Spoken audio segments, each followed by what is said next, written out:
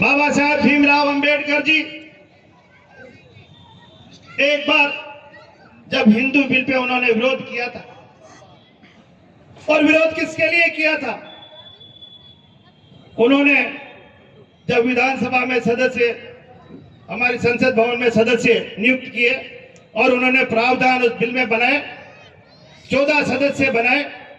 14 में से 5 हिंदू, 5 मुस्लिम, 1 पारसी, 1 ईसाई और 1 सिख।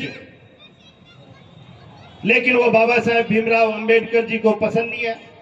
उन्होंने कहा कि मेरी दलित समाज मुस्लिम वर्ग से थोड़ी सी कम है, लेकिन उसका एक ही सदस्य है। मैं इस बिल का विरोध करता हूं। इसमें ओबीसी का कई प्रावधान नहीं है, मैं इसका विरोध करता हूं। मैं महिलाओं के कई प्रथाएं इसमें गलत है, मैं इसका विरोध करता हूं। ये करके उन्होंने उस संविधान सभा से उन्होंने इस्तीफा दे दिया और मन में विचार करके शाम को आकर अपने दोस्तों से कहा कि मेरे लिए एक मकान ढूंढो, मैं इस सरकारी बंगले को अभी खाली करना चाहता हूं। जब वो अपने कार्यकर्ताओं को कहा कि आप मेरे लिए मकान ढूंढो दिल्ली में, एक हमारी बस्ती थी ऐसी समाज की, उसमें देखने गए वो। उन्होंने कहा कि साहब इतना बड़ा बंगला, इतने आपके लिए, ये आपके पास इतनी किताबें हैं और इन किताबों को रखने के लिए एक बहुत बड़ा मकान चाहिए। लेकिन फिर भी वो देखते देखते गए और वहां पर जिस मकान को देखने गए थे, वहां पर एक वकील साहब बैठे थे और वकील साहब के पास में एक राजस्थान के एक राजा, एक रियासत के राजा, जो हमारा सिरोही जिला है वहां के राजा बैठे। उन राजा साहब ने, उस वकील साहब ने पूछा कि आप किसके लिए मकान देख रहे हैं? तो उन्होंने कहा कि भीमराव अंबेडकर जी के लिए। राजा चकित हुआ कि उस भीमराव अंबेडकर के लिए वो यहां रहेंगे? बोले यहां रहेंगे। राजा उठा, अपनी ड्रेस में था, बोले मुझे उस भीमराव अंबेडकर जी से मिलना है और मैं उनको बड़ी कोठी दूंगा, मेरी यहां पे 3-4 कोठियां। जब वो उन लोगों को लेकर बाबा साहब भीमराव अंबेडकर जी के पास जाते हैं और उनको याद दिलाते कि अंबेडकर साहब, मैं बहुत दिनों से आपको ढूंढ रहा हूं, मुझे मेरे ऊपर एक बड़ा एहसान है, उस एहसान को मैं चुकाना चाहता हूं और मैं मेरा मकान देना चाहता हूं। वो बात क्या थी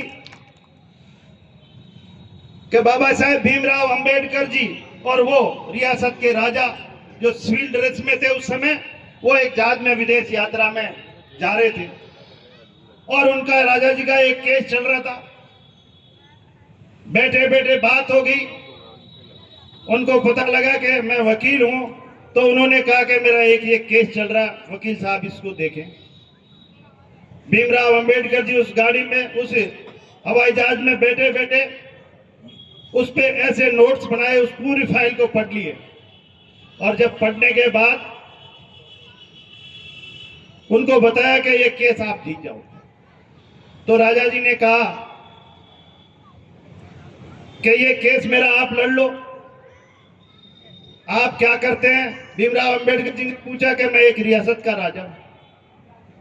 बोले मैं राजाओं का केस नहीं लड़ता, मैं बड़े आदमियों का, पैसे वालों का केस नहीं लड़ता, मैं केवल गरीब लोगों का केस लड़ता हूं, जिनसे मैं फ्री में उनका केस लड़ता हूं। मैं आपका वकील नहीं बन सकता। खूब उसने प्रयास किए, लेकिन राजा जी को वहां ना मिली और ना के बाद में उन्होंने ये स्वीकार किया कि मैंने जो ये नोट्स बनाए हैं, ये नोट्स आपके वकील को दे देना और वो आपको इस केस में सफलता दिला देगा। उन्होंने ऐसा ही किया और वो केस जीत गए। जब केस जीते तब उस वकील को जाकर वो पैसे देने लगे अपनी, जो भी। उस वकील ने कहा कि ये पैसे मेरे नहीं है, आपने तो ये सारा जो ये लिस्ट बना के भेजी है, नोट्स बना के दिए हैं, उनका हक बनता, मेरा इस पे कोई हक नहीं है, क्योंकि मैंने कुछ प्रयास किया नहीं। मैंने केवल आपके जो नोट्स दिए उन नोट्सों को रखा है और वो आपने आपका केस जीत गए।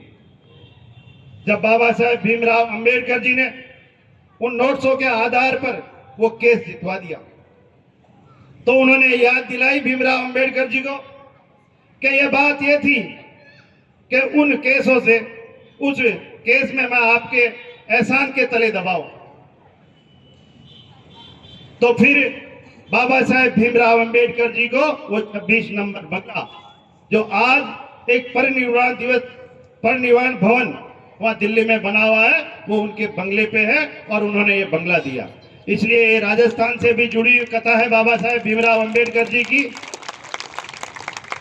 मैं आज आप लोगों को सभी को बहुत बहुत बधाई और धन्यवाद देना चाहूंगा कि ऐसे आयोजन रखकर हमारे युवाओं को में जागृति पैदा करें और बाबा साहेब भीमराव अंबेडकर ने जो अपने हमारे लिए किया है उसको याद दिलाते रहे, ताकि हमारे आने वाले ये हमारे बच्चे देश का गौरव बन सके। आपने मुझे इस मौके पर यहाँ बुलाया, आपने जो मान और सम्मान दिया, इसके लिए मैं आपका तहे दिल से आभारी हूँ। बहुत बहुत आभार मुख्य अतिथि महोदय को। और हम